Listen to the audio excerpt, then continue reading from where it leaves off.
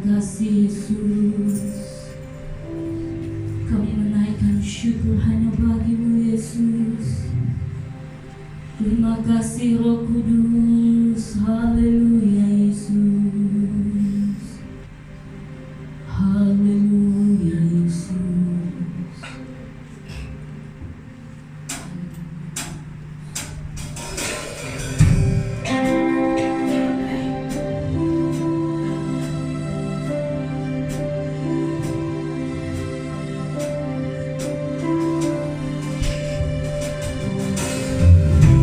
Selalu setia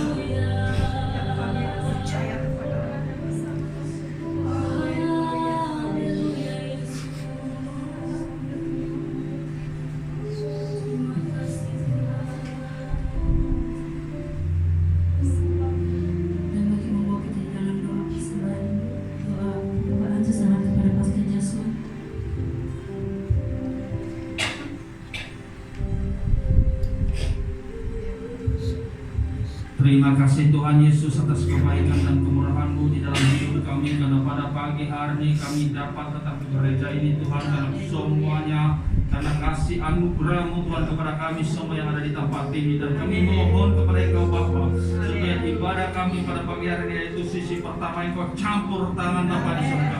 Biarlah setiap mata-mata roh jahat dibutakan Tuhan Yesus, dan bangunan ini ditutup dengan kuasa darah-Mu di dalam nama Yesus. Supaya Tuhan, setiap kuasa kelam tidak akan menyusup di tempat ini, karena darah yang hidup dan kuasa Tuhan mengalir di tempat ini. Sehingga kami bebas emosi dan menyembahkan Tuhan Yesus. Pada saat ini Tuhan, kami akan memulaikan ibadah kami pada pagi hari ini hanya di dalam nama Tuhan Yesus. Kami berdoa dan mengucap syukur. Amin. Haleluya, mari kita terus memuji Tuhan tak tertandingi.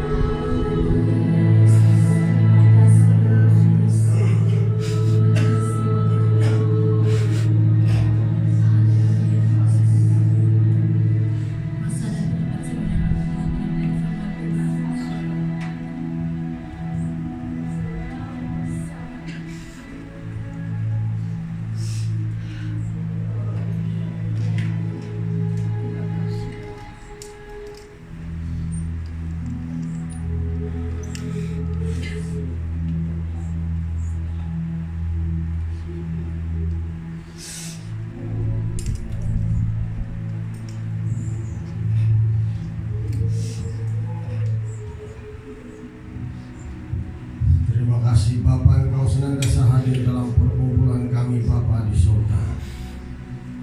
Berhadirat dan kemuliaan-Mu menaungi tempat ini.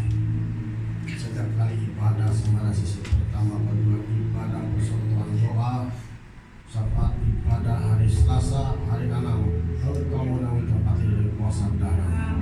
Menjauhkan kami daripada hal-hal yang jahat. Kau tahu Bapa, kemampuan seluruh umat-Mu Bapa sangat terbatas, tapi kami memerlukan kuasa yang dahsyat itu yang mengatasi segala kuasa apapun disebut di bawah kolong langit.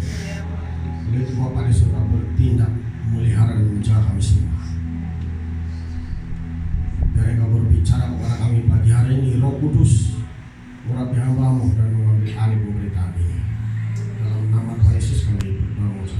Amin. Itu politik itu ada di sana disuruh membawa bunga, ya.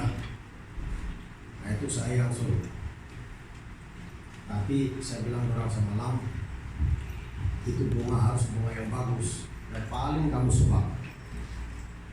Umur anak-anak umur 12 tahun boleh bawa sudah. Kalau dibawa tidak biasa, bunganya masih bergantung kepada ibu bapak.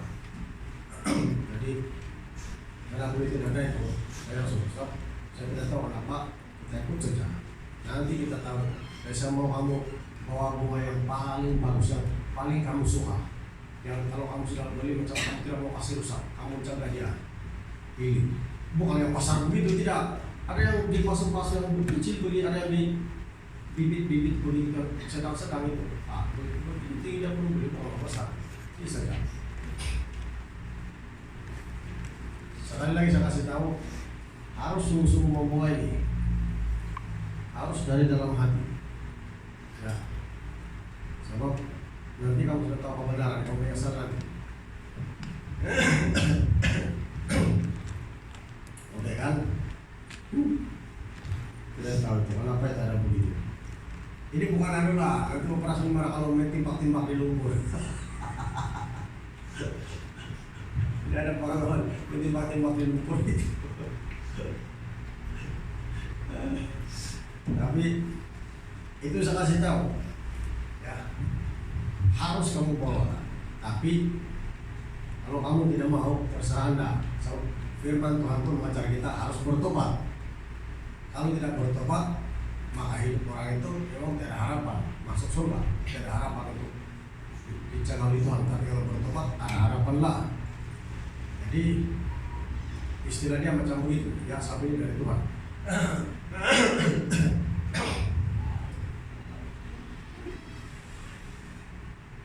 Oke, mari kita pergi kepada 1 Samuel.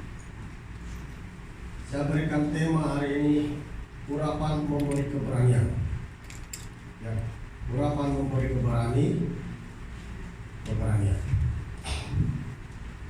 Kita akan membaca 1 Samuel 11 ayat 6 sampai ayat 7. 2 ayat saja, ya, supaya kita cepat habis. 1 Samuel pada 11 ayat 6 sampai ayat 7. Ketika Saul mendengar kabar itu, maka berpuasalah roh Allah atas dia dan menyala-nyala amarahnya dengan sangat. Diambilnyalah sepasang lembu, dipotong-potongnya, lalu potongan-potongan itu dikirimkannya ke seluruh daerah Israel dengan perantaraan utusan. Pesannya, siapa yang tidak maju mengikuti Saul dan mengikuti Samuel, lembu-lembunya akan diperlakukan juga demikian. Lalu Tuhan mendatangkan ketakutan kepada bangsa itu sehingga majulah mereka serentak. Amin. Lihat, Saul guna lembu untuk supaya rakyat itu ikut berperang. Kita ini bunga saja.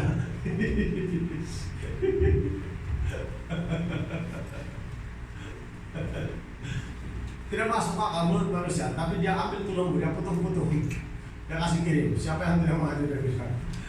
Ya, jadi kita ini bunga saja.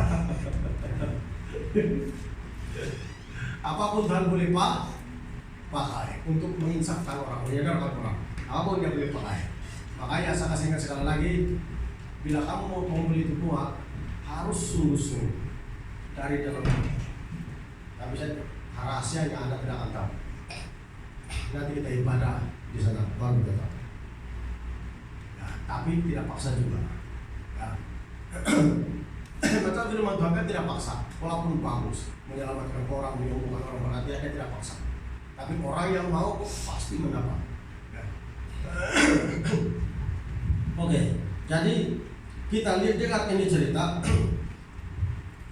Ayat 6 bilang, ketika Saul mendengar kabar itu, maka berpuasalah roh Allah atas dia, dan menyala-nyalalah amarahnya dengan sangat.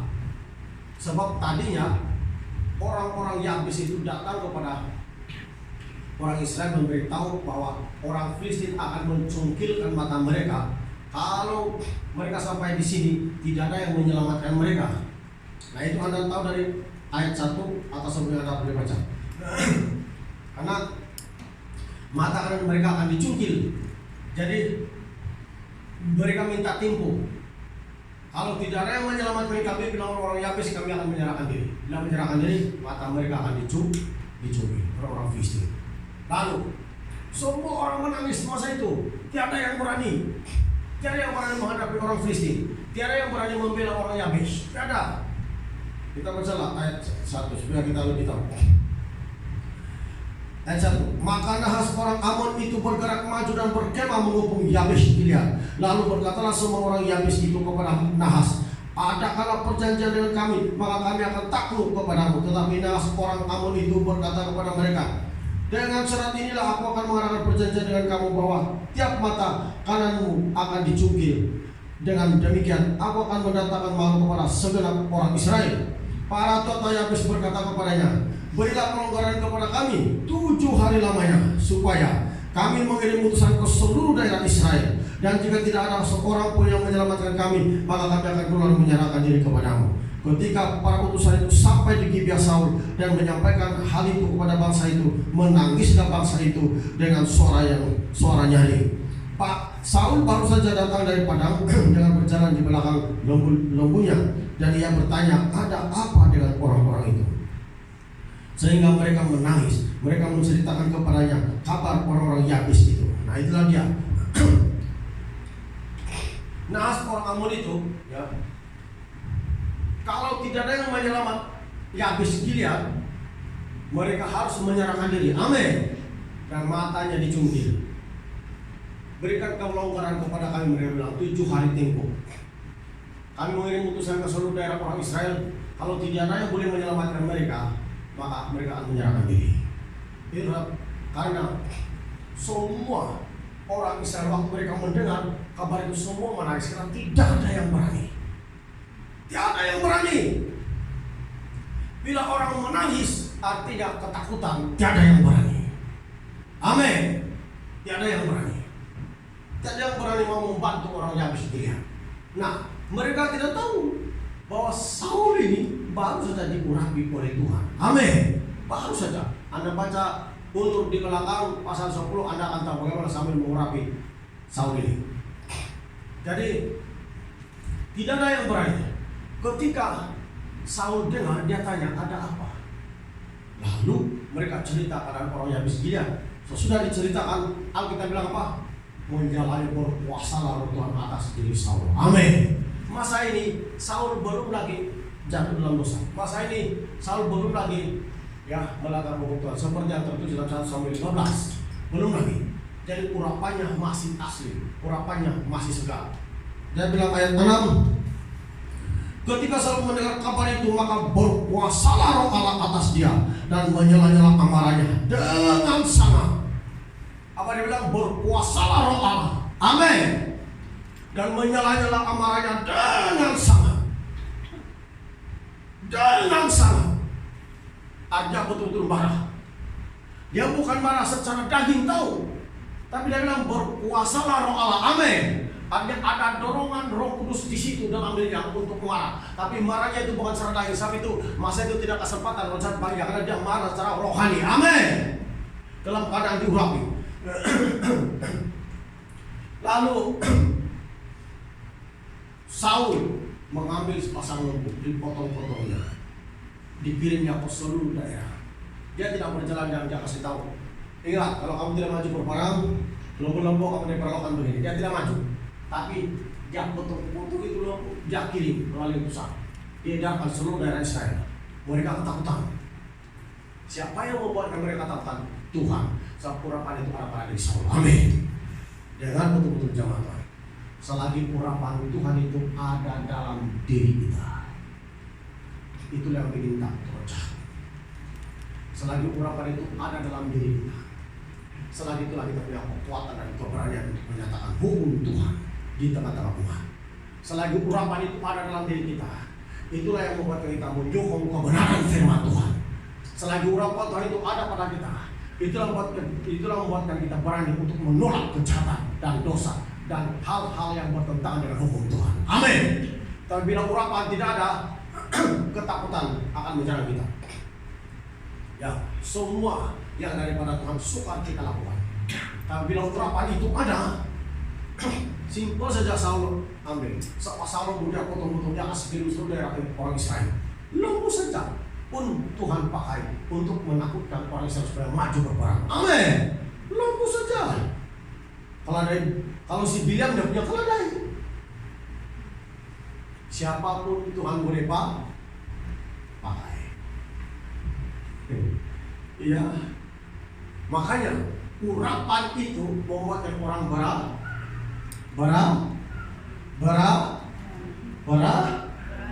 dengan urapan yang ada di dalam diri kita itu kita boleh berani ya berdiskusi dengan majikan kita. Bos, saya mau sembahyang ini bos. Lama susah sembahyang bos. Saya mesti sembahyang. Tambah urapan anda takut kehilangan kerja, takut kehilangan tinggal, takut kehilangan bikin beli susu. Apa bilang firman Tuhan? Apa bilang firman Tuhan? Ini masih ingat itu? Masih ingat itu? Mungkin ada orang yang menyangka saya bilang ini itu dia menggali secara negatif. Bukan ini yang lain punya. Itu saya berguna daripada rohani yang masih bayi. Amin. Jangan salah mengerti. Pelajar rohani telinga itu sedikit. Jangan bilang pastor begitu, cakap begitu. Lain juga itu pastor mau ini sama saya. Bukan gitu maksudnya. Pelajar rohani sedikit. Amin. Karena firman Tuhan adalah rohani, bukan semuanya tapi rohani. Sebab itulah urapan itu sangat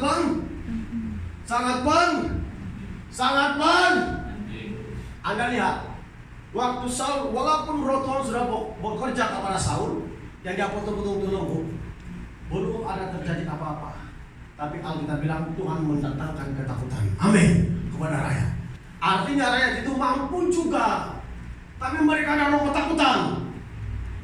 Tapi bila urapan itu datang hanya kepada kiriman begitu saja, karena yang memotong pun diurapi oleh Tuhan, mereka takut. Karena Tuhan membuat mereka takut. Urapan Roh Kudus itu ada pada Saul. Amin. Tapi bila Roh Kudus tidak ada, bahaya sekali. Kita baca lagi.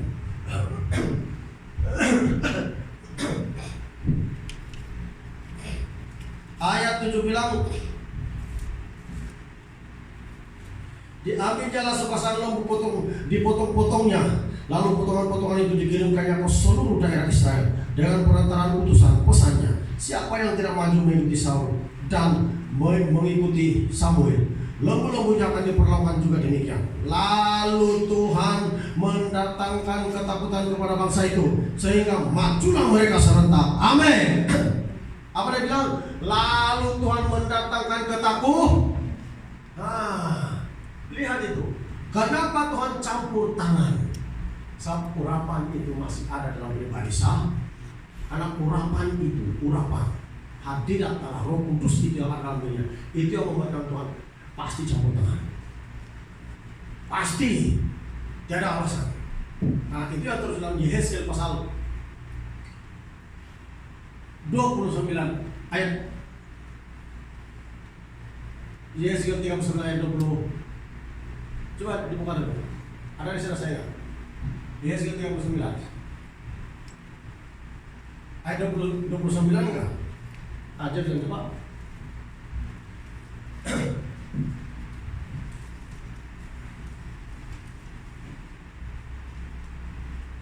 Yehezkiel 39 ayat 29 enggak?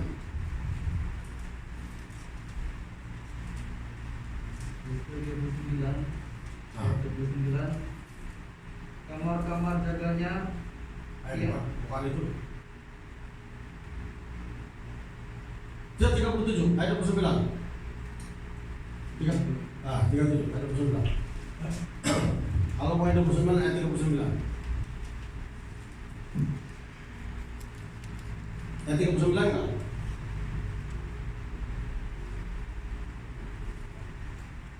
Ada nggak? Ayo,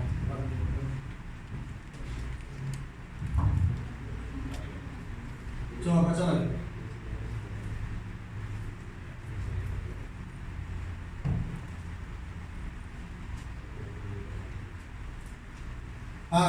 Kenapa? Yesaya 39 ayat 29. Yesaya 39 ayat 29.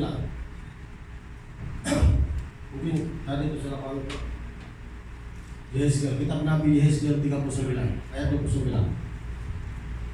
Yesaya 39 Aku tidak lagi menyembunyikan wajahku terhadap mereka kalau aku mencurahkan rohku ke atas kaum Israel. Demikianlah firman Tuhan Allah. Ya, itu. Kalau Roh Kudus sudah ada dalam hidup kita, di tengah-tengah kita, Tuhan tidak akan menyembunyikan wajahnya. Amin. Kalau urapan itu ada dalam diri kita, bila kita berseru Tuhan dengar. Itulah sebabnya. Kenapa dalam gereja bila ada urapan Tuhan itu dan bila ada Roh Kudus dalam gereja, urapan Tuhan masih ada, mujizat sering kali terjadi, pekerjaan-pekerjaan kudus sering kali kita lihat. Karena itulah kebenaran firman Tuhan. Jadi waktu Saul mengirimkan itu lombu-lombu itu lombu pasang itu pada seluruh daerah orang Israel, maka Alkitab bilang Tuhan mendatangkan ketakutan kepada bangsa itu karena urapan itu. Amin. Karena urapan itu. Tanpa urapan, tanpa Roh Kudus, macam mana Tuhan mendengar doa kita? Macam mana Tuhan berada dalam kehidupan kita? Sedangkan ketika kamu percaya bilang Efesus, ya, ketika kamu percaya kamu dibenteraikan Rohku, baru percaya saja ada saudara Allah. Tetapi kenapa seolah kita tidak mendengar suara Tuhan? Seolah kita merasakan jawaban Tuhan dari doa kita? Karena kita akan perlu periksa diri kita. Bukan bermakna bertahun-tahun kita menjadi orang Kristen itu jemaat Tuhan, urapan itu masih ada. Kalau sudah banyak perkara hal yang kita buat yang tidak berkenan kepada Tuhan, mungkin kita bilang kita tidak merampok, kita tidak mencuri, kita tidak berzina, tapi ada perkara lain yang bikin halang itu Roh Kudus dalam diri kita tidak tahu. Amin. Ada itu. Kan malas berdoa pun salah satunya juga bikin halang juga. Iya. Apalagi kalau Anda malas sembahyang sudah. Apalagi kalau Anda datang ke gereja hanya dibawa-bawa diri saja. Itu menunjukkan tidak ada dorongan dalam hati sudah. Amin. Yang mendorong kita lebih dekat kepada Tuhan itu adalah Roh Kudus, Roh Allah. Makanya jemaat Tuhan, selagi urapan itu ada, Tuhan capak mendengar doa kita, campur tangan, dan Tuhan memberikan kemenangan kepada kita. Amin. Tuhan memberikan kemenangan kepada kita semua. Sebab itulah urapan itu, saya katakan tadi, temanya memberi keberanian. Ya, urapan, ya, memberi keberanian. Sebab itu kenapa gereja perlu diurapi? Supaya berani menyatakan hukum Tuhan. Kenapa gereja perlu diurapi? Supaya berani menyatakan hukum Tuhan. Ya, supaya bila kita melayani Tuhan tidak mengandalkan daging atau kekuatan kita. Tidak boleh. Ingat saja, waktu Yosua menyuruh bangsa itu mengintai negeri Kanaan, tanah Kanaan, 10 pengintai itu menyampaikan kabar buruk kepada bangsa Israel. Amin. 2 orang tidak, yaitu Kaleb bin Yefune dan Yosua bin Nun. 2 orang ini tidak. Dan Anda tahu 10 orang pengintai itu dan orang yang menyokong mereka itu mati semua di padang gunung. Mati, baik yang mati. Dan tinggal beberapa orang yang hidup. Akhirnya mereka bilang, kami maju berperang sudah. Kami tidak takut sudah, dia bilang. Kami kita akan maju berperang sudah. Ya, kami tidak takut sudah. Musa bilang, jangan. Tuhan tidak ada di situ. Memang mereka sudah menangis, sudah sadar. Yang rakyat itu sudah menangis, sudah sadar. Saat itu mereka berani berperang sudah. Kami berperang sudah. Kami dia Tuhan sudah. Kami berperang sudah. Tapi Musa bilang jangan. Saat Tuhan tidak ada di tengah-tengah kamu. Tapi mereka mau juga. Akhirnya sekali mereka pergi lari. Karena pakai kekuatan diri. Amin. Seharusnya tunggu waktunya Tuhan. tunggu kuasanya Tuhan. Tunggu Tuhan berfirman. Bila Tuhan sudah berfirman, bahwa Tuhan ada di sini. Nah, itulah sebabnya urapan itu penting untuk memimpin kita. Tanpa urapan, susah itu. Boleh saja melayani secara daging, tapi nanti tidak Tuhan di situ. Itu yang saya kalau tidak Tuhan di situ. Nanti tiba-tiba ada setan muncul dalam gereja, ya. Tiba-tiba setan ada muncul dalam gereja, ya. Orang bilang, terus gereja tidak boleh buat apa-apa. Ya. Orang berteriak betul, wah, udah berteriak begitu. Nanti kalau sebagai pemimpin atau pastor, pemimpin antar dia sekitar. Kan itu orang kebiasaannya kan, salah berusaha sekitar. Tapi sebenarnya itu perlu didoa. Nah, tapi bila urapan itu ada, pasti Anda akan bertindak dalam nama Yesus. Amin. Dalam nama Yesus. Amin. Makanya jemaat Tuhan, urapan itu penting. Ya. Coba kita lihat itu dalam bilangan.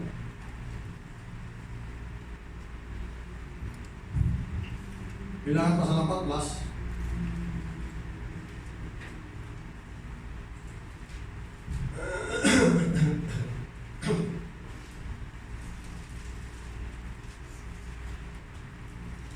Bilangan pasal 14 ayat 39 ya sampai 45. Kalau Anda pergi belakang, Anda akan tahu pasal 13, Anda akan melihat 12 perintah. Pasal 14 ini pemberontakan, ya, pemberontakan. Tapi ketika mereka sadar kalau banyak yang mati, kalau kita baca dari ayat 37 sampai 38 demikian. Orang-orang itu mati karena telah di hadapan Tuhan, tetapi yang tinggal hidup dari orang-orang yang telah pergi mengintai negeri itu hanyalah Yosua bin Nun dan Kaleb bin Yefune. Jadi itu dia. Kemudian kita lihat 39. Setelah Musa menyampaikan perkataan ini kepada semua orang Israel, maka berkabunglah bangsa itu dengan sangat. Jadi mereka ada doa puasanya, berkabung. Lihat ini berdoa puasa sudah ini. Amin. Berkabung dia doa puasanya menyesal. Menyesal karena perbuatan mereka yang memberontak kepada Tuhan dan hamba Tuhan itu. Mereka memberontak kepada Musa. Sebab tentang tanah Kanaan, mereka bilang memang berlimpah-limpah sudah malunya, tetapi orang di sana memakan penduduknya. Itu berita yang dibawa seperti orang, sehingga banyak orang karena bawa-bawa dengan tabiat begitu yang tidak beriman kepada Tuhan. Kalau begitu Tuhan suka kalau tidak beriman. Kalau memang Tuhan suka, kenapa dia bunuh orang? Amin. Ada Tuhan tidak suka. Saya selalu cakap harus beriman. Dan iman itu harus dapat mengatasi apa yang kita hadapi. Kita harus menerobosnya, kita harus tembus.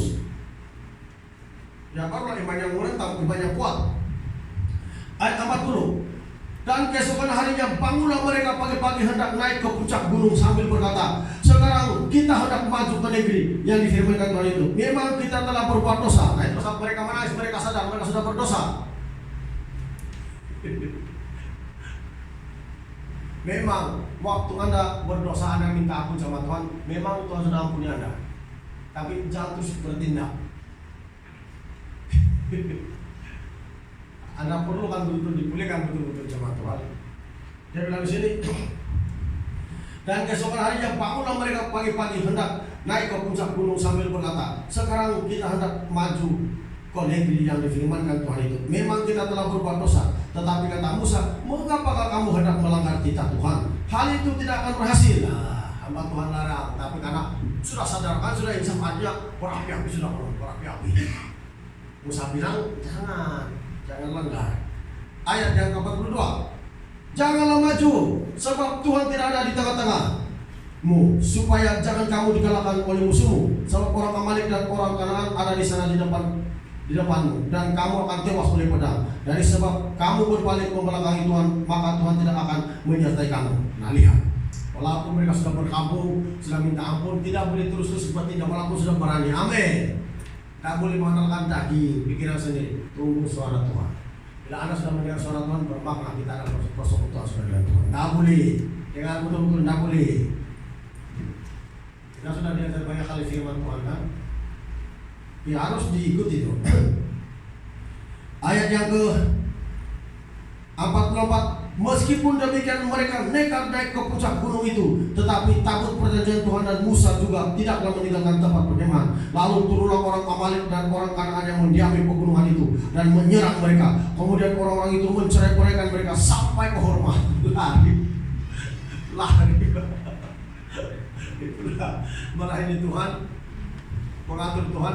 Tidak boleh pakai daging, tidak boleh menurut perasaan sendiri. Amin. Tidak boleh punya. Mesti ada doa. Lari di bawah orang Israel, tidak mau dengar cakap pembantuan, lari. Memang mungkin barang-barang dia pasal-pasal memang dia berani lah. Menurut emosi dia kata, boleh kami. Saya ada belajar teknologi, saya ada belajar perang. Tapi kalau Tuhan tidak ada di sana, jangan Musa bilang, jangan. Sama dengan sekarang, pengalaman kita melayani. Pengalaman kita mengikut Tuhan berpuluh-puluh tahun bukan alasannya kita sudah berada di pihak yang benar. Amin. Kalau kita sudah kehilangan pengurapan Tuhan, dengan begitu. Kalau kita sudah kehilangan pengurapan Tuhan, itu namanya kita dalam keadaan biasa-biasa saja. Tapi bila pengurapan itu masih ada, tanda-tandanya pengurapan itu masih ada keberanian menyokong kebenaran firman Tuhan. Amin. Lihat itu, Saul itu ada keberanian untuk menyokong kebenaran firman Tuhan, ada keberanian untuk menolak segala yang jahat, ada keberanian untuk sungguh-sungguh ikut Tuhan, ada keberanian untuk menyokong kebenaran firman Tuhan. Hadirat Tuhan sangat diidamkannya, dirindukannya, betul-betul mau menyatakan hukum Tuhan. Tapi kalau Anda mengalami ketakutan, Anda mengeluarkan hukum Tuhan, siapa itu bukan berapa? Itu pikiran sendiri yang akhirnya akan diakhiri dengan daging. Saat itulah dalam segala kita harus dasarkan dengan firman Tuhan. Karena menurut pikiran kita itu semuanya betul. Tapi kalau kita berbalik kepada firman Tuhan, pasti ada yang keliru di situ. Itulah sebab dalam segala perkara kita harus berlandaskan firman Tuhan. Saya selalu coba pada jawatan harus berlandaskan firman Tuhan. Dan lihat itu jemaat Tuhan, mereka kehilangan urapan, tidak guna, tidak berani. Saul memberi kemenangan yang besar melawan orang Amalek, melawan orang paling Amun. Kalah, dia habis diselamatkan. Tapi dalam 1 Samuel pasal 15, kita lihat pasal 16, apa terjadi? 1 Samuel pasal 16.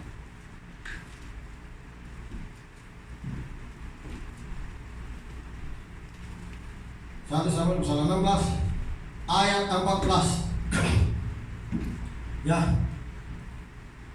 Hingga 15. Tetapi roh Tuhan telah mundur daripada Saul dan sekarang ia diganggu oleh roh jahat yang daripada Tuhan. Lalu berkatalah hamba-hamba Saul kepadanya, ketahuilah roh jahat yang daripada Allah mengganggu engkau. Nah, itu Roh Kudus. Kan itu hari yang sudah bawa. Itu Roh Kudus yang mengurapi Anda itu. Yang bila Anda diurapi, Tuhan tidak akan ambil balik, tapi dia akan menjadi lawan Anda. Amin. Roh jahat yang daripada Tuhan. Nah, lihat, tidak ada urapan sudah yang kudus karena dia melanggar hukum Tuhan. Bila dia melanggar hukum Tuhan, waktu Goliat datang menentang orang Israel, Saul tidak keberanian, bahkan rakyat tidak keberanian. Mencari tahu. Itulah yang saya cakap. Urapan itu memberi keberanian. Anda lihat itu. Bila roh Tuhan sudah mundur, Tuhan tidak ada dalam hidup kita sudah. Amin. Bahkan sampai hari yang mati Saul, Alkitab mencatat Tuhan tidak dengar doa permohonannya lagi sampai hari mati. Kalau kehilangan pengurapan. Tapi bila urapan itu ada, cepat sekali Tuhan mendengar.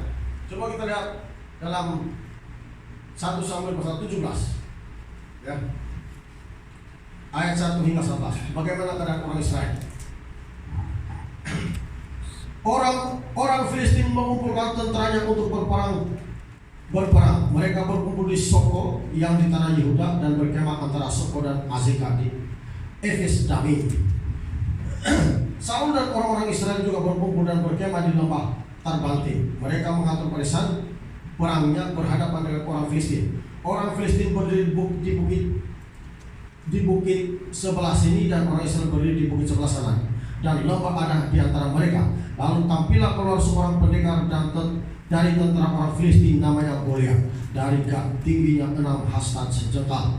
Potong tembaga ada di kepalanya dan ia memakai baju zirah yang bersisik berat. Baju zirah ini 5.000 sikel tembaga Dia memakai penutup kaki dari tembaga, dan di bahunya ia memangku lumbing tembaga. Gagang tombaknya seperti pesat tukang tenun, dan mata tombaknya itu emas. 600 sekel besi beratnya, dan seorang pembawa perisai berjalan di depannya. Ia berdiri dan berseru kepada barisan Israel, katanya kepada mereka, mengapa kamu keluar untuk mengatur barisan perangmu? Bukankah aku seorang Filistin dan kamu adalah hamba Saul? Pilihlah bagimu seorang dan biarlah ia turun mendapatkan aku. Jika ia dapat berperang melawan aku dan mengalahkan aku, maka kami akan menjadi hambamu. Tetapi jika aku dapat mengungguli dia dan mengalahkannya, maka kamu akan menjadi hamba kami dan takluk kepada kami.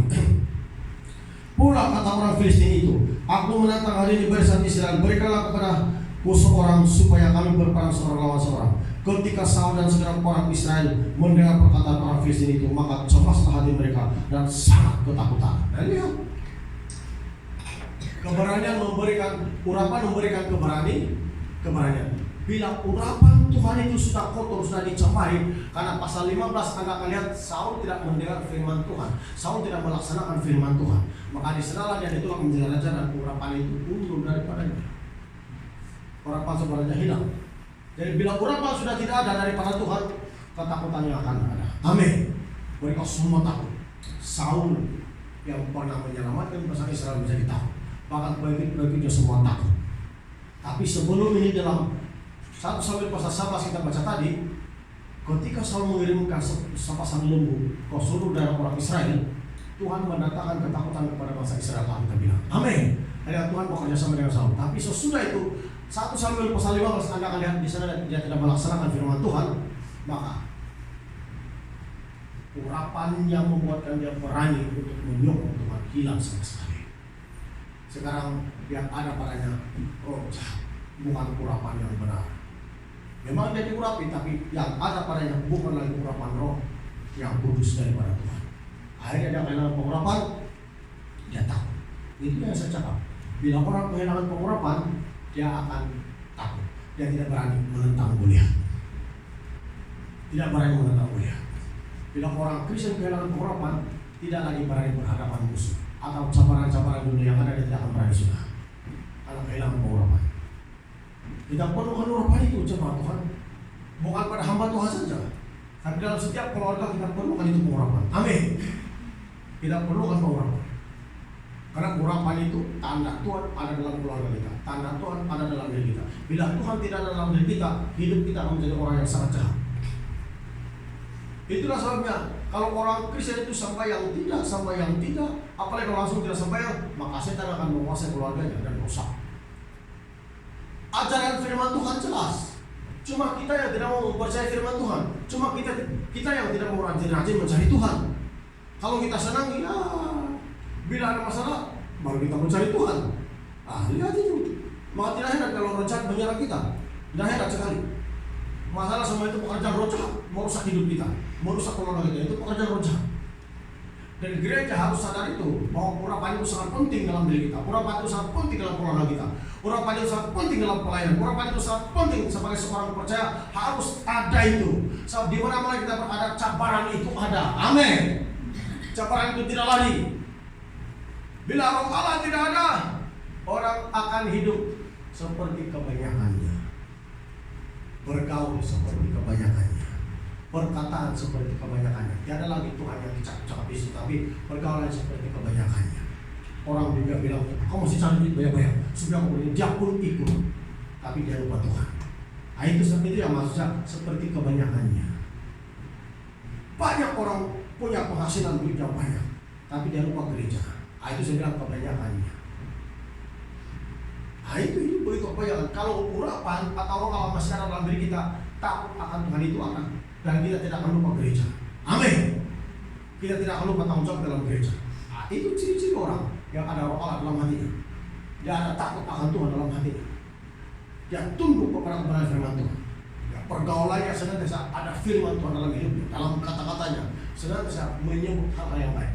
Ketahuilah, bila Anda mulai menyebutkan hal-hal Tuhan, hal-hal yang menentang kejahatan itu, keluarga Anda, adik-adik Anda, mungkin ibu bapak Anda, walaupun Kristen, kalau Anda mulai sebut sudah yang begitu-begitu, ketahuilah, mereka mulai tidak suka dengan Anda. Dan itu tanda lahir baru namanya. Memang begitu, tapi kalau pas lagi baik perkara yang mereka suka dengan anak-anak pun suka dengan orang, Yesus tidak mengajar membenci, tapi kebenaran harus diutamakan. Amin. Bila kebenaran kita utamakan, maka orang tidak suka dengan kita. Gereja harus berdoa betul-betul sekarang. Gereja harus berdoa betul-betul sekarang. Karena kalau gereja tidak berdoa betul sekarang, roh jahat semakin berjalan. Kamu tahu itu TV Joshua Nabi yang terkenal di seluruh dunia 1,8 juta dia punya subscriber. Itu pemilik YouTuber tutup dia punya channel. Banyak banget. Tiada sudah dikatakan tidak berdoa, tapi itu pekerjaan roh jahat, menghalang supaya seluruh dunia dapat melihat pekerjaan kudus, pekerjaan Tuhan Yesus. Dan kita orang Kristen begini, kalau kita main-main dengan Tuhan, kita dipermainkan setan. Tapi kalau kita betul mencari Tuhan, percaya saja Tuhan menghidupkan kita. Itu gara-gara dia kasih doa itu lesbian. Itu aja. Dia kasih doa. Dan dia bertobat. Dia nampak itu pemilik, dia nampak itu, kan dia pun mau bertobat itu. Dan dia itu roh jahat tidak mau, tidak punya alat begitu menerima Yesus. Itu gara-gara itu dia doakan itu dia kasih lepas, bukan yang salah. Itu pekerjaan roh jahat kan? Kita cari itu channel orang-orang lain. Karena hamba Tuhan yang sekarang yang melonjak di seluruh dunia adalah dia. Ya, dari segi pelepasan progresnya sangat dahsyat sekali untuk memakai dia. Maka sekarang dikasih apa itu di-ban, kita tidak tahu bahasa Inggris. Ya, penting lah. Ada channel-channel lain yang hasil temukan dari dia orang lain yang mungkin kopi baru asal dari nama di bawah bukan dibanding TV lagi. Dikasih banyak kali. Bayangkan. Nah orang sekarang mereka hidup senang hanya dengan menjadi orang Kristen saja. Mereka bilang hanya menjadi orang Kristen saja sudah cukup. Dia tidak tahu di sebalik masalah kehidupan orang yang tidak bagus itu ada roh jahat yang mengatur di sebaliknya. Mungkin ada turunan yang belum diputuskan. Amin. Bila itu terjadi kita mulai bermusuh sama saudara satu keluarga. Tidak bagus. Jadi tidak bagus. Tidak bagus. Kita lupa bahwa di sebalik itu kejadian itu adalah roh jahat.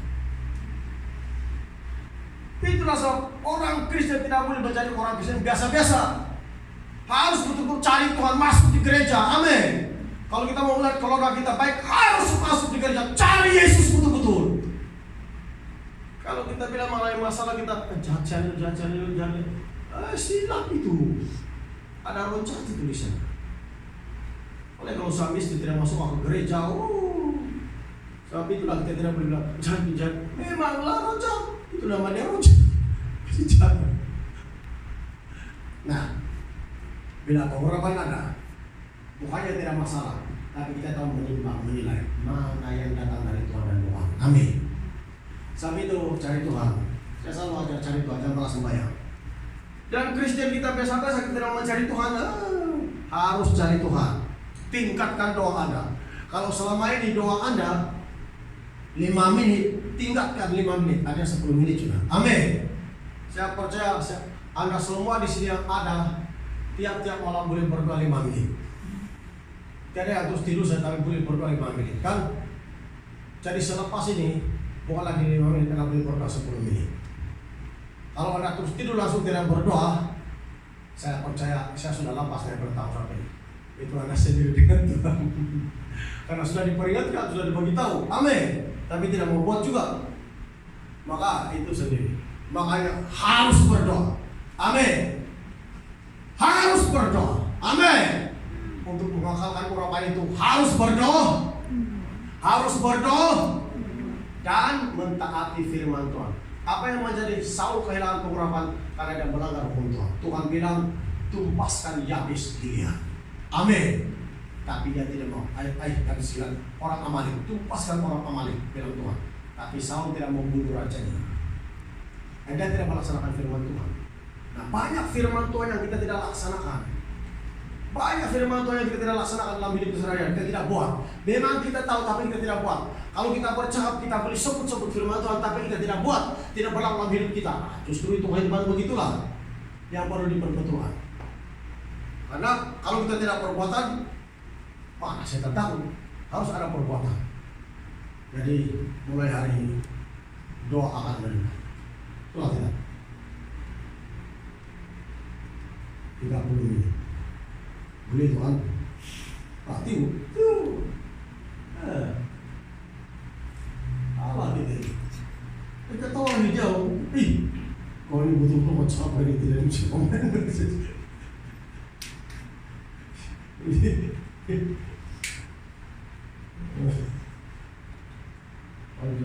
Mungkin overtime saya di WhatsApp ini.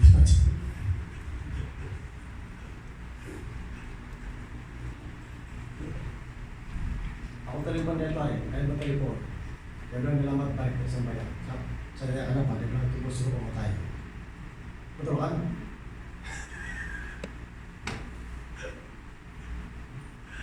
Saya bilang sama dia, Pak, overtime betul-betul lah, jangan overtime yang lain-lain. Saya bilang.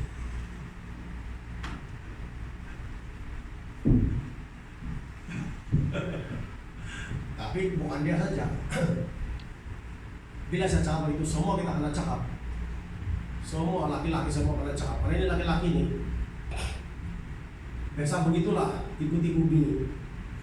Dia bilang dia overtime kerja. Tapi overtime itu lain. Lama baru ketahuan. Tidak bagus begitu. Mana orang banyak yang begitu.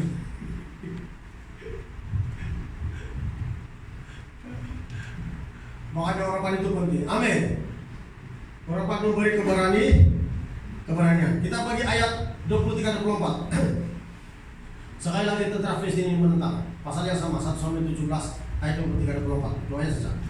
Sedang ia berbicara dengan mereka, tampillah maju pendekar itu, namanya Goliat, orang Filistin, dari Gad, dari barisan orang Filistin. Ia mengucap kata-kata yang tadi juga, dan Daud mendengarnya. Ketika semua orang Israel melihat orang itu, larilah mereka daripadanya dengan sangat ketakutan. Woi, tahu betul kalau tidak berapa? Kan? Tahu betul. Banyak ketakutan dalam hidup kita. Takut tidak boleh makan, takut dikasih marah majikan, takut dikasih marah orang, takut macam-macam lah. Banyak ketakutan. Sebab apa? Tiada sebab berapa? Tiada roh Allah dalam diri yang memimpin yang berani. Sebab itulah jangan takut. Firman Tuhan bilang semalam jangan takut. Amin. Jangan takut. Ya. Tapi urapan itu memberikan apa? Urapan itu memberikan keberanian. 1 Samuel 11 ayat 7. Waktu Saul mengirimkan itu sepasang potongan lembu di seluruh daerah orang Israel, Tuhan mendatangkan ketakutan kepada orang Israel. Amin. Bila ada urapan, Tuhan akan campur tangan. Sampai itu selalu saya katakan urapan itu sangat penting dalam gereja. Sangat-sangat penting sekali. Ya, sangat-sangat apa? Penting, sangat-sangat penting. Ya, urapan itu sangat penting. Itulah sebabnya, ya. Betul. Kenapa saya selalu ingatkan urapan itu sangat penting? Mungkin alasan kita, ya. Kalau tidak mengadakan mujizat, artinya kehilangan urapan atau tidak dipenuhi Roh Kudus. Bukan begitu. Dalam Alkitab banyak orang yang boleh mengadakan tanda-tanda mujizat dalam perjanjian baru. Dalam perjanjian baru, ya. Kita lipas dulu Daud, yang karena Daud masih ada urapan dia yang mengalahkan Goliat. Amin. Kita sudah tahu semua. Karena urapan Tuhan itu ada. Daud tidak takut melakukan kecil, tapi dia yang mengalahkan Goliat, yang tumpas Goliat. Karena urapan Tuhan itu ada dalam diri dia. Nah, mungkin kita berpikir sekarang, bagaimana? Apakah saya yakin ada urapan dalam diri saya? Sedangkan saya berdoa, mendoakan orang tapi tidak tanda mujizat. Apakah ada Roh Kudus dalam diri? Dalam perjanjian baru ada seorang nabi yang tidak pernah mengadakan satu tanda pun Alkitab bilang. Tapi semua yang dikatakannya tentang Yesus adalah benar. Amin. Tapi tidak dipenuhi Roh Kudus. Itu tanda-tanda hamba Tuhan atau orang benar atau orang Kristen. Sekalipun dia tidak diberikan kuasa untuk mengatakan Yesus, tapi hidupnya tetap dipenuhi Roh Kudus. Dan kalau hidup orang tetap dipenuhi Roh Kudus, dia tetap menyatakan hukum Tuhan yang sebenarnya. Amin. Dia tidak tunduk kepada dosa, dia tidak menyenangkan hati orang, tapi dia menyenangkan hati Tuhan. Itu ciri-cirinya orang yang dipimpin dari penuh Roh Kudus. Amin. Kalau kita mau pada Roh Kudus atau dipenuhi Roh Kudus, tapi kita tidak menyenangkan hati Tuhan, tapi menyenangkan hati manusia, itu banyak. Jadi dipenuhi Roh Kudus itu, walaupun mungkin Anda tidak mengatakan tanda-tanda mujizat, tapi semua yang Anda sebutkan kepada orang berlandaskan firman Tuhan. Ya, berlandaskan firman Tuhan, menyokong kebenaran firman Tuhan, dan tidak mau menolak kebenaran firman Tuhan, bahkan membenci kejahatan. Itu tanda-tanda orang dipenuhi Roh Kudus, dipimpin Roh Kudus, dan memang hidupnya ada di pihak Tuhan. Amin. Ingat Yohanes Pembaptis. Yohanes Pembaptis, dia berkata tentang Yesus, tapi semua yang dikatakan tentang Yesus adalah benar. Amin. Walaupun dia tidak mengatakan satu mujizat pun, kita bilang satu tanda pun, tapi semua yang dia katakan tentang Yesus adalah benar. Tapi kamu tahu Nabi Yohanes sejak dari kandungan ibunya lagi dia sudah dipenuhi dengan Roh Kudus. Nah, itu yang sejak. Sebab itulah anak-anak kecil itu perlu diajar tentang kebenaran firman Tuhan. Karena Alkitab bercakap anak kecil pun dapat dikenal dari kelakuannya. Amin. Nah, kalau anak kecil itu dari suka pukul-pukul orang dan degil itu nanti dia pasal itu. Maka ibu bapak harus berhati-hati lagi kita semua. Ya, berhati semua ada dalam Alkitab, dalam Amsal, semua ada. Sebab itulah saya katakan tadi, orang yang dipenuhi Roh Kudus, sekalipun mungkin dia tidak mengadakan tanda, tapi apa yang dia dalam pelayanan berlandaskan firman Tuhan tidak perlu kita pegang pikiran. Dan kalau berlandaskan firman Tuhan dan hatinya betul begitu, Tuhan akan menyokongnya. Amin. Kamu dengar semua. Tapi kalau kau bilang dipenuhi Roh Kudus, tapi kau tidak berlandaskan firman Tuhan dalam kehidupan kita sehari-hari, mana ada itu? Yohanes dipenuhi Roh Kudus. Kita lihat. Dan bila seorang dipenuhi Roh Kudus, itu tanda urapan Tuhan ada dalam diri kita. Amin. Nah, Yohanes seorang nabi yang diurapi juga. Walaupun dia tidak mengatakan satu mujizat pun, tapi dia seorang nabi yang diurapi. Ada Roh Allah dalam hatinya. Sebab itu tidak ada keberanian untuk menegur Herodes. Waktu tidak mengambil Herodian menjadi istrinya, tidak halal dia bilang. Sebab itu istri para saudara, tapi Herodes ambil. Dia berani. Sampai kepala Yohanes Pembaptis dipotong, dikasih taruh di atas di talam gitu. Anak Injil. Nah, lihat itu. Mari kita lihat. Yohanes pasal 10.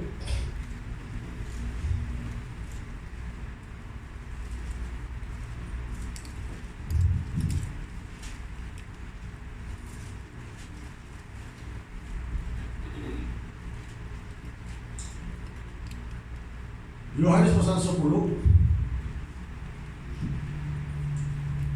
ayat 40 hingga 42 lah. Yesus di seberang sungai Yordan. Kemudian Yesus pergi lagi ke seberang Yordan, ke tempat Yohanes Pembaptis dahulu, lalu ia tinggal di situ. Dan banyak orang datang kepadanya dan berkata, Yohanes memang tidak membuat satu tanda pun, tetapi semua yang pernah dikatakan Yohanes tentang orang ini adalah benar, dan banyak orang di situ percaya kepadanya. Amin. Nah, Yohanes ada mana tanda mujizat kan? Dia nabi Tuhan betul-betul. Dia hamba Tuhan betul-betul, hamba Tuhan yang asli. Tapi kehidupannya dipimpin oleh Roh Kudus. Buktinya dari kecil dia sudah dipenuhi dengan Roh Kudus. Dan itulah dia memberitakan Injil. Semua dia kata-kata Yesus adalah benar, tidak yang palsu. Amin. Artinya bila dia berkata-kata berlandaskan firman Tuhan, menegur orang berlandaskan firman Tuhan, mengajak orang berlandaskan firman Tuhan. Amin. Tapi tenang.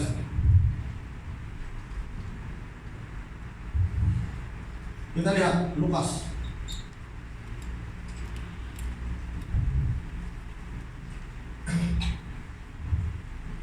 Lukas pasal 1 ayat 13 hingga 15. Lukas pasal 1 ayat 13 hingga 15. Tetapi malaikat itu berkata kepadanya, jangan takut hai Zakaria, sebab doamu telah dikabulkan dan Elisabet istrimu akan melahirkan seorang anak laki-laki bagimu dan haruslah kamu namai dia Yohanes. Engkau akan bersukacita dan bergembira Bahkan banyak orang akan bersukacita setelahnya itu, sebab ia akan besar di hadapan Tuhan, dan ia tidak akan minum anggur atau minuman keras, dan ia akan penuh dengan Roh Kudus mulai dari rahim ibunya. Amin. Akan penuh Roh Kudus, ada diurapi. Amin. Yohanes Pembaptis diurapi dari kecil sampai dewasa, diurapi. Itulah sampai bila dia berkata-kata tentang Yesus sebelum Yesus datang, sampai dia semuanya betul. Orang percaya. Sebab itu berlaku dalam pribadi Yohanes. Kadang-kadang kalau kita itu kita cakap tapi tidak berlaku dalam diri kita. Itu tanda bukan dipenuhi Roh Kudus. Tanda. Walaupun mungkin Anda berbahasa bilang Anda, tapi Anda tidak tahu apa yang Anda tahu. Baru itu. Sebab bila Roh Kudus memberi teman, maka Roh Kudus juga mengajar kita bagaimana mentaati firman Tuhan. Karena Roh Kudus itu adalah guru mengajar. Maka itu sampai urapan itu sangat penting. Amin. Tanpa Roh Kudus, tanpa urapan, gereja akan menjadi susah. Nah, lihat Tuhan sebab dari kecil sudah dipenuhi dengan Roh Kudus, dari rahim ibu sudah dipenuhi dengan Roh Kudus. Saat itu lahirnya Yohanes menjadi anak yang tidak nakal. Amin. Karena dipenuhi dengan Roh Kudus. Nah, kita ibu bapak, kalau lahirnya anak kita itu kedegilan kenakalannya itu macam lain-lain, jangan kalau salahkan anak Anda. Itu salah ibu bapak sendiri. Sebab tidak mengalami kepenuhan Roh Kudus waktu hidup sebagai orang Kristen. Bergaduh padanya, suaminya tidak berdoa, istrinya tidak berdoa, mana ada urapan. Yang dipikir kemajuan bisnis sebelum mendapat uang, ya, tapi tidak urapan. Hati-hati lah, kamu pikir Tuhan tidak tuntut kayak itu. Kebanyakan orang sekarang itu macam tidak pikir Tuhan tuntut suatu hari nanti. Bahwa kalau anak kita itu hidup dalam negeri karena asuhan ibu bapak yang tidak sesuai dengan firman Tuhan, pasti Tuhan akan tuntut, pasti.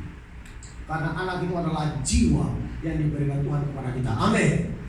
Jadi seburuk apapun anak itu kalau sudah lahir, ibu bapak harus bertanggung jawab membawa anak itu masuk ke gereja, mengajar firman Tuhan, supaya dia mengerti, supaya dia berurus. Kalau Anda ajar dia hanya sekolah betul-betul, bisnis supaya banyak duit, tapi firman Tuhan tidak pernah disentuh, bahwa kalau banyak duit kalau sudah berhasil, kau jangan lupa Tuhan. Kasih balik, kamu punya perbulan di gereja, boleh 50 ringgit, 30 ringgit, karena kita di sini ada. Anda tidak pernah ajar begitu. Saya percaya kalau Anda mau dipenuhi Roh Kudus begitu banyak, kurang berkesan.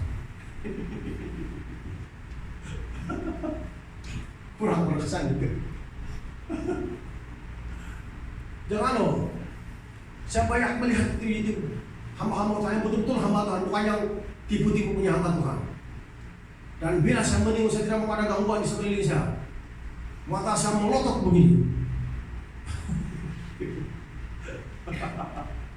Karena saya mau itu urapan dia itu mahal, saya itu ada saya mau perhatian apa yang dia cakap. Saya mau belajar. Karena saya tahu saya masih banyak kekurangan. Amin. Orang yang suka belajar firman Tuhan memahami karena dia masih banyak kekurangan di hadapan Tuhan. Amin. Orang yang tidak mau belajar sudah firman Tuhan dari orang Tuhan dia sempurna. Tapi kalau dia sempurna, kan tidak akan angkat kan? Karena orang sempurna itu akan angkat surga. Amin. Haleluya. Makanya setiap gereja yang sungguh-sungguh, Roh Kudus akan turun di tengah-tengah mereka dengan cara yang dahsyat. Setiap gereja yang sungguh-sungguh. Begitu. Saya melihat juga para pemimpin pujian yang sungguh-sungguh menyanyi untuk Tuhan. Mereka membuka mulutnya dengan lebar-lebar. Tidak dikatakan malu-malu pada orang saudara.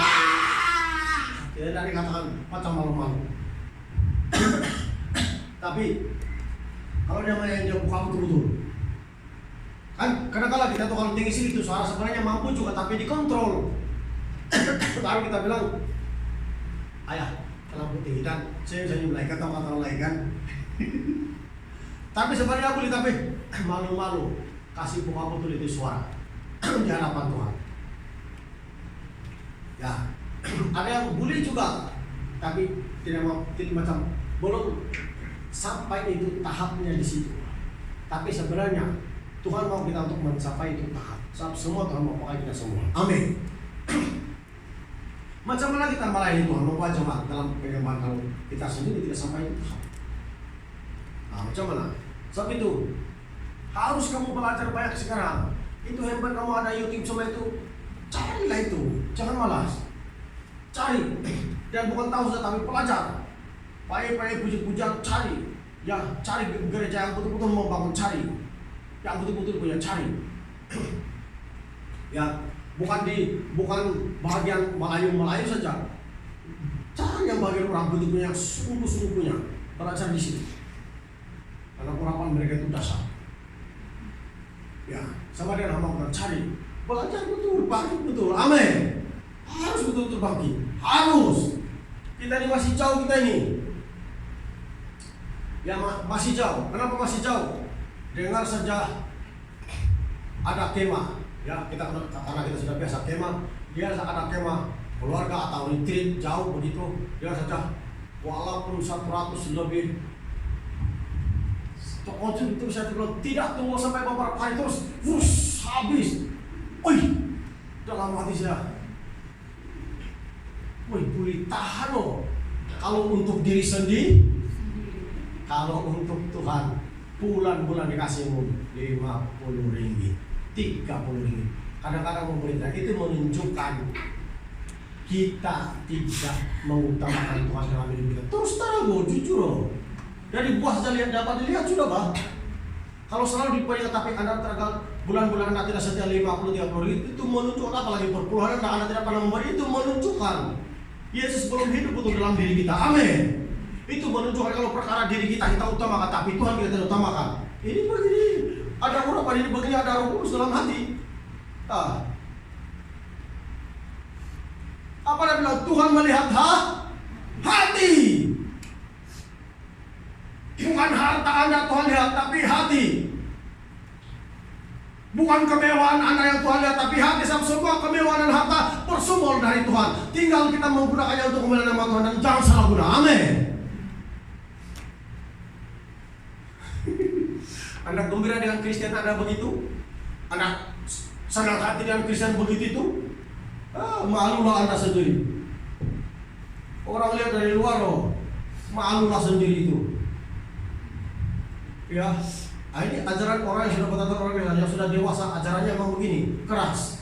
Kalau tidak begini, susulah yang kuberikan kau dalam bilang Paulus. Maka keras kamu dapat menerimanya, dia bilang. Tapi kalau orang yang bertahun-tahun sudah memang beginilah ajarannya. Kalau Anda masih tidak boleh menerima, ternyata itu masih lagi pagi rohani. Nenin. Itu hari kan saya sudah khotbah, nenin.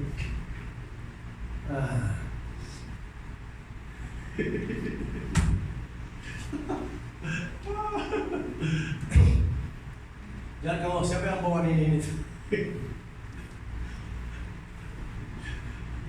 pada itu bekilorin bahar tuh bekia tuh dia dua botol ini boleh siapa yang ada apa supaya dua hari ini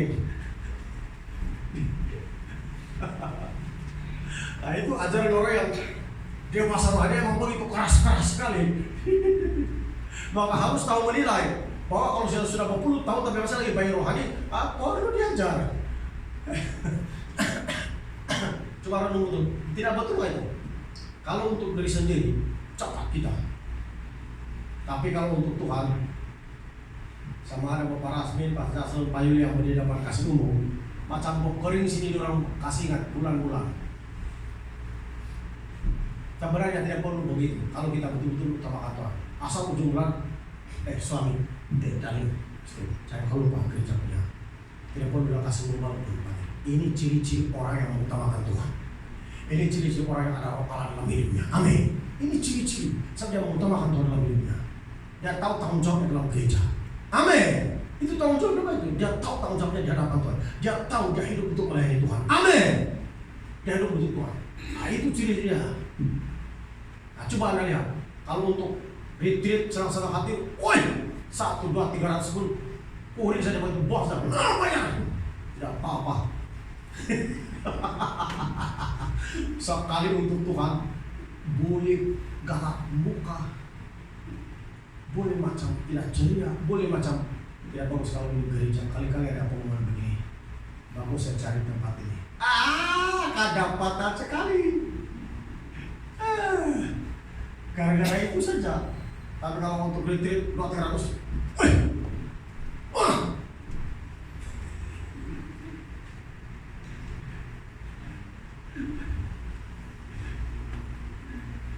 jangan lupa firman Tuhan memang begitu, tapi tidak dipaksa.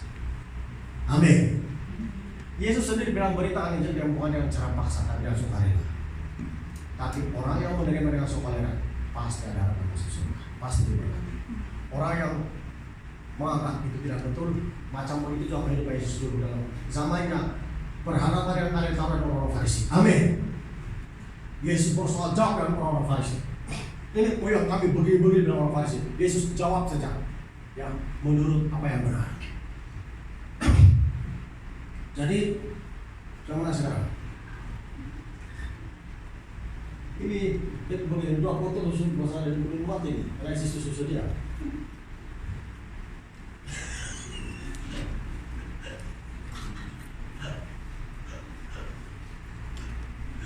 Nah ini kali retreat. Jangan kamu bila ibu lendeng nampak ada yang bayi-bayi rohaninya, terus dia datang sama kami, itu dia bayi itu puting, jangan heran. Nah ini dia bilang, terpaksa kamu ninin siapa?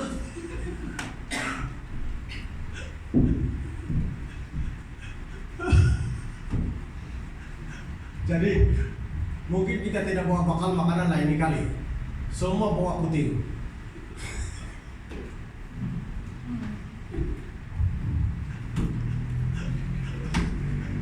Pangan semua, mungkin kita tidak bawa batal semua. Semua bawa puting-puting yang besar.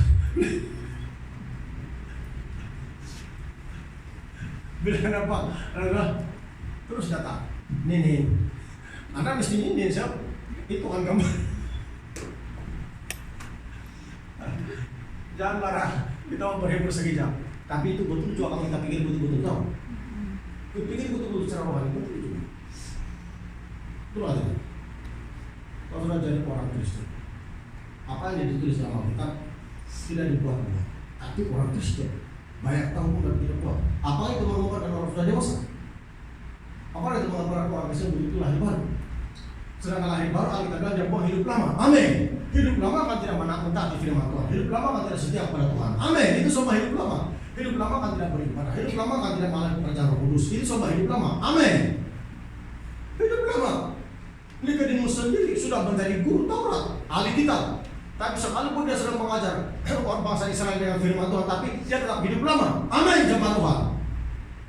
Tidak sebaliknya kata sudah firman Tuhan kau hidup baru, tidak. Tapi mesti ada kelahiran kembali. Yesus bilang mesti kau lahir baru. Amin. Baru melihat kerajaan surga, baru masuk surga dalam Yohanes 1:3.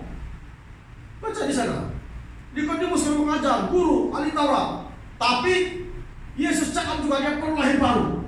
Terang-terangan dia baik, perlu lahir baru, Yesus bilang.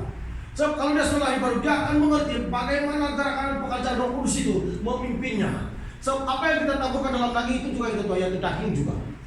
Maka perlu lahir baru. Jadi seorang percaya itu harus berdoa, harus baca Alkitab. Itulah sebabnya saya katakan harus dipimpin Roh Kudus, harus diurapi, harus mengalir dalam urapan Tuhan. Kalau pengertian kita itu juga itu bahaya itu. Tapi siapa percaya di sini, semua yang orang sudah meninggal Tuhannya. Amin. Maka ini tidak jadi buah putih kan, butuh susu. Mesti bawa makanan yang sedap-sedap. Oleh karena zaman di sini sudah dewasa rohaninya, tidak perlu dikasih uang baru bayar 50 ringgit, 30 ringgit, artinya sudah dewasa, maka tidak jadi buah putih. Nanti ada yang mengamuk di sana.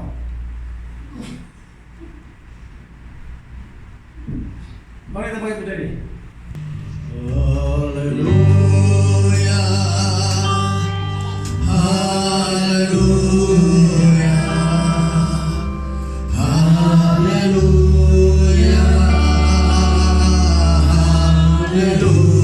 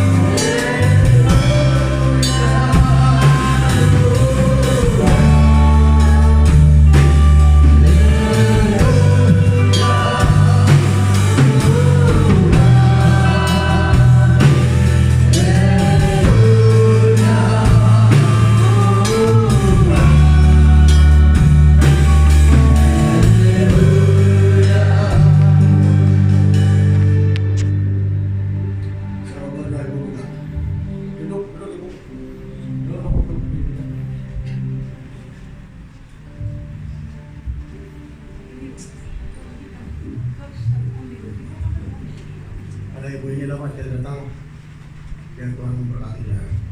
Kami bersama keluarga anak dan kami. Bapak di surga, saya berdoa buat ibu Tuhan. Saudara selamatkan dia, memberkati dia, bersama keluarganya, memberkati Tuhan.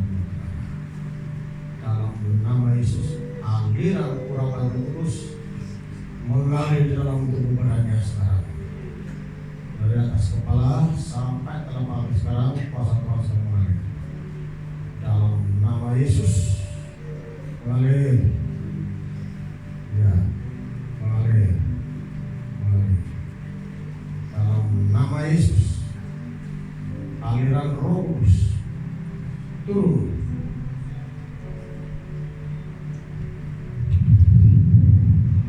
Ya, ya.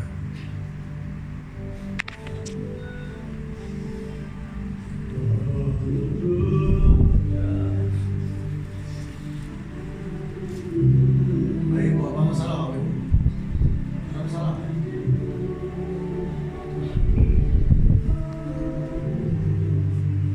Ya.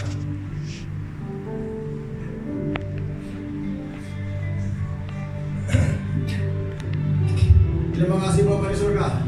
Kau memberkati seluruh sidang jemaat yang sudah hadir. Kau pimpin mereka, kau pelihara mereka, kau berkati, kau jaga mereka. Jauhkan dari segala penyakit apapun. Di dalam nama Yesus Maha Kuasa. Hamba melawaskan pengurapan ke atas seluruh sidang jemaat ini. Supaya mereka diberkati, supaya mereka disembuhkan, supaya saya disembuhkan dalam nama Yesus Maha Kuasa. Amin.